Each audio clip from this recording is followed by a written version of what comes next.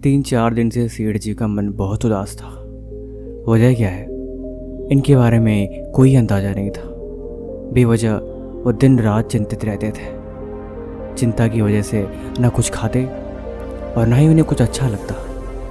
मन ऐसे जैसे कि कुछ खो सा गया हो, कुछ ऐसी चीज़ें जो अधूरी रह गई हो। वो बार बार अपने मन से बहुत परेशान थे। इसी समस्या का समाधान पाने के लिए वो एक मंक के पास जाते हैं।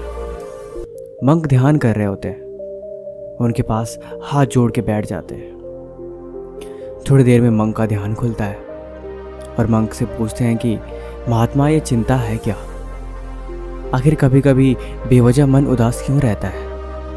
हम क्यों चिंतित रहते हैं? सच को जानने के बावजूद भी आखिर मन में खुशी क्यों नहीं मिलती?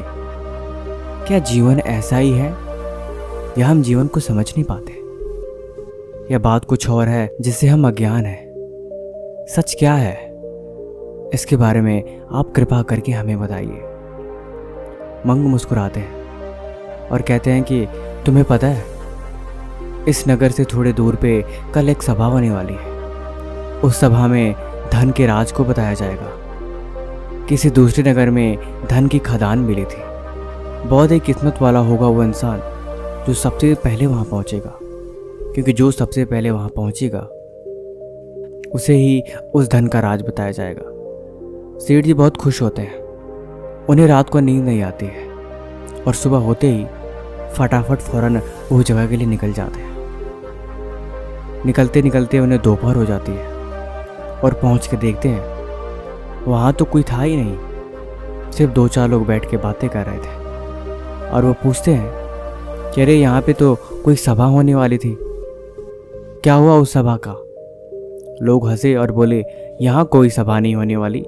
हम लोग तो ऐसे ही दिन भर यहाँ बैठ के हंसी मजाक करते हैं और आज तुम हंसी के पात्र बने हो जो इस वीरान जगह पे खजाने का राज ढूंढने आए हो। तुम बहुत बड़े बेवकूफ़ हो। सेठ जी को बहुत गुस्सा आता है और मन ही मन बहुत चिंतित होते हैं कि आखिर उसने मुझे बेवकूफ़ क्यों बनाया।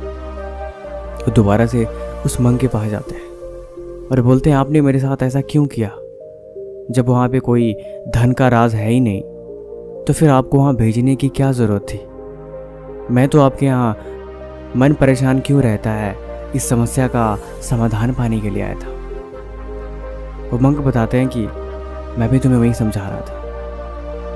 मन को जब कुछ नहीं मिलता, जब कुछ भी मन के हिसाब से नहीं होता, तो मन अक्सर चिंताओं और बाधाओं में घिर जाता है। लेकिन सच कुछ और ही है। तुम सुबह वहाँ जल्दी उठे कि तुम्हें कुछ पाना है, तुम्हें कुछ मिलने वाला है जो तुम्हारे लिए कीमती है, लेकिन वो नहीं मिला तो तुम परेशान हो गए। तुमने इस बात पे विचार नहीं किया कि वो तुम्हें क्यों मिलेगा। आखिर तुम ही उस राज के लिए क्यों बने हो? मैं तुम्हें वो बात ना भी बताता तो तुम्हें भला क्या फ़र्क पड़ता है? मैंने तुम्हें वहाँ भेजा।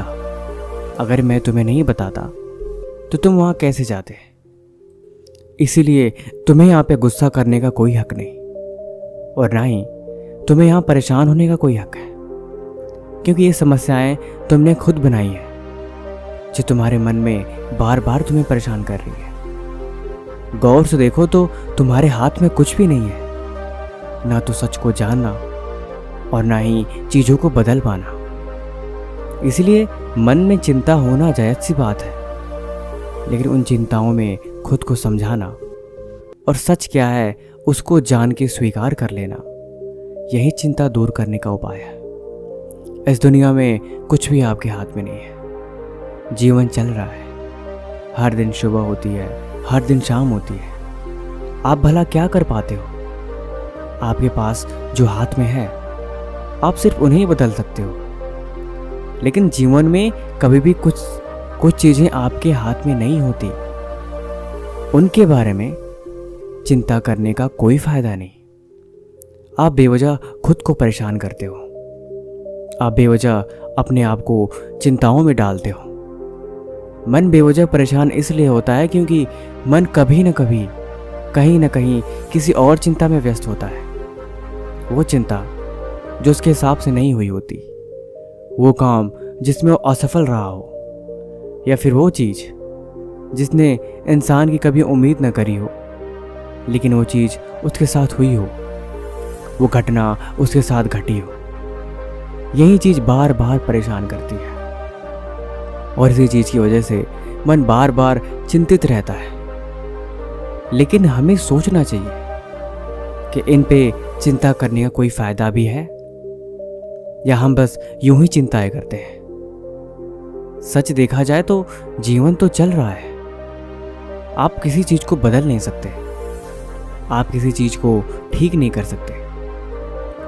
किसी चीज़ के बारे में जितना सोचो उतना ही चिंता होती है। किसी के बारे में तुम जितना ही मन में ख्याल लाओ उतना ही उसके बारे में मन सोचता है। इसलिए हमें उसके बारे में चिंता करनी ही क्यों? हमें उसके बारे में उसका विचार, उसका ख्याल अपने दिल में लाना ही क्यों? भला उसका क्या फ़ायदा है? इस बात पे हमें गौर करनी चाहिए। चलो मैं तुम्हें एक और कहानी सुनाता हूँ। एक नगर में एक बहुत ही महान संत रहते थे और वो संत बहुत ही उदार और दृढ़ प्रेमी थे। सबका आदर सत्कार करना उनकी आदत थी। एक बार उनके आश्रम में उनसे भी बड़े ज्ञानी और प्रतापी संत उनके आश्रम में आए। उन्होंने उनकी बहुत सेवा करी, उन्हें खाना खिलाया और रात को उन्हें विश्राम करने को भी बोला।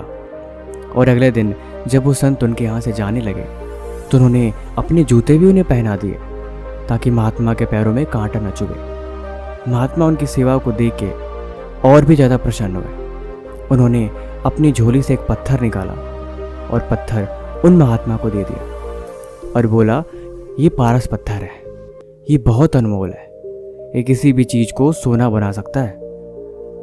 लेकिन दूसरे महात्मा ने उस पत्थर को लेने से मना कर दिया। उन्होंने ये बोला कि क्षमा करें, मैं इसे नहीं ले सकता। मैंने बोले क्यों, क्या दिक्कत है?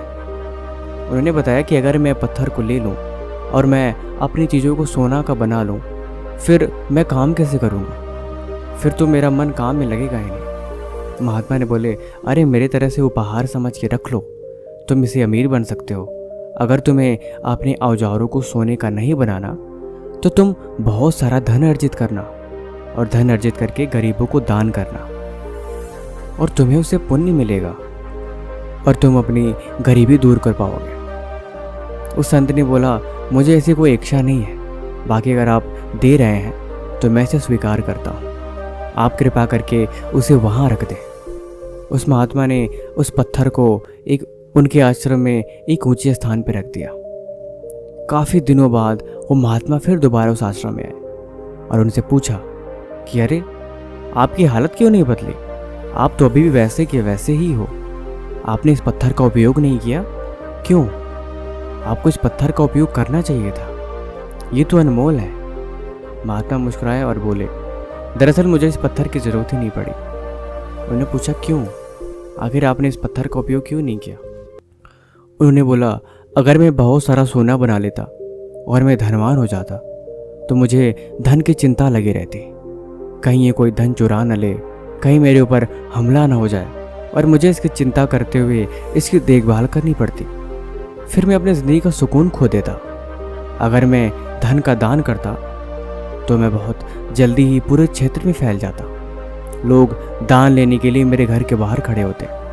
इतना सब होने के बाद मैं भक्ति में मैं अपना मन नहीं लगा पाता। मैं तो अपना जीवन भक्ति में गुजारता हूँ और मुझे इसी में खुशी मिलती है, तो फिर मैं भला चिंता क्यों पालूँ? मैं बाकी समय भक्ति में ही गुजार देता हूँ। अगर मैं धनी हो जाता तो मुझे प्रसिद्धि मिल जाती और फिर मेरे जीवन की शांति खत्म हो जाती। मुझे तो शांति चाहिए ताकि मैं भक्ति कर सकूँ। इसी कारण से मैंने तो उस पत्थर को हाथ भी नहीं लगाया। जीवन ऐसा ही है, कभी कभी त्याग करने की क्षमता आपको एक नए सुकून के रास्ते पे लेके जाती है। त्याग करने की आदत डालो। आपके पास जो कुछ भी है, जो आपका है वो आपका है, लेकिन जो चीज़ आपको दर्द दे रही है, जो चीज़ आपकी शांति भंग कर रही है, उन चीज़ों को त्याग कर देने में ही भलाई है। जब आप उन चीज़ों का त्याग कर देते हो तो थोड़े वक्त के बाद आप खुद ही समझते हो कि जीवन में सुकून आखिर में त्याग करने से ही है। मोह का जो भी कारण हो, चिंता का जो भी कारण हो, उसे त्याग करें, तभी मन को सुकून मिलेगा। बाकी आपको कहानी कैसी लगी हमें कमेंट बॉक्स में ज़रूर बताएं। बाकी इसी तरह की और कहानी के लिए इस चैनल को सब्सक्राइब कर लें। तब तक मिलते हैं एक और नई कहानी के साथ अगले दिन। धन्यवाद।